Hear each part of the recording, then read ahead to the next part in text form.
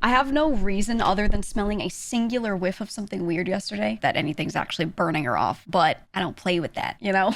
I don't play with that because we did have like a crash. My computer completely like, I think it was trying a blue screen, but it didn't fully get to do it based off of some I could see on the screen, but kind of not really. I think it was like starting to, and it just went and restarted itself. And that's the other thing, it restarted itself, which, you know, is interesting. So I'm gonna lean over and smell my PC right now and then not think about it.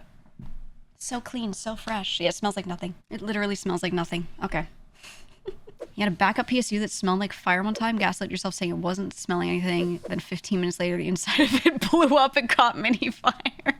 Yeah, I had, once a long time ago, I had an incident like that with something where, instead a lithium battery blew up. It was so stupid too. You know what it was for? It wasn't a phone. It wasn't like a normal device or anything like that. It was a lithium battery that I had hooked up to a custom modded Nerf blaster because I used to sit there and mod them with my engineering friends, and we would make them shoot so hard you'd bleed.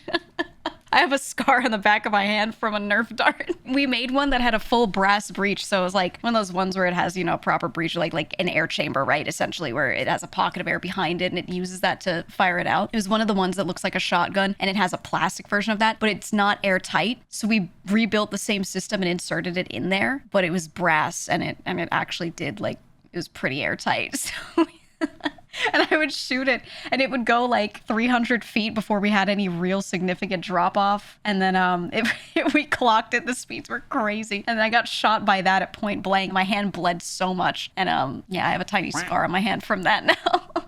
They were so fun. They were so fun. It was just a fun project, man. I loved it. But we had another one that had flywheels, and I had a little motor, and it was powered by a lithium battery. And I let someone borrow it. And then the next time I got it back, like a week later, the battery was spicy and blew up and burned a tiny bit of my arm. But I was like able to do some like get it away from me before it was fully, you know, killing me. But it was bad. I was thankfully like away from it when it started like doing its but you know.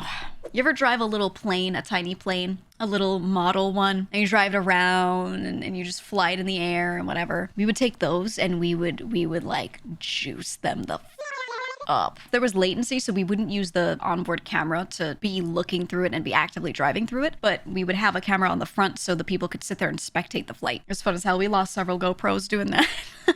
You slam dunked a rather large lithium battery into extinguishing media at work because it started smoking in your hand. Yeah. That's essentially what happened to mine. I saw that it was not looking good, so I was like, I gotta remove this immediately from this device. I pull it out, and as soon as I pull it out, it starts like smoking, and it like, I don't want to say sparks, but it spits out a little something, and I was like, oh, and then we immediately throw it into the vat because we had it ready. I was not doing that like outside or anything like that. There's so many nightmare stories with lithium batteries because they're just so unstable if they're not perfectly kept safe and intact. It's how they work. They need to be like that, but it's bad. The stuff that's in them when exposed is really volatile, so it's not good.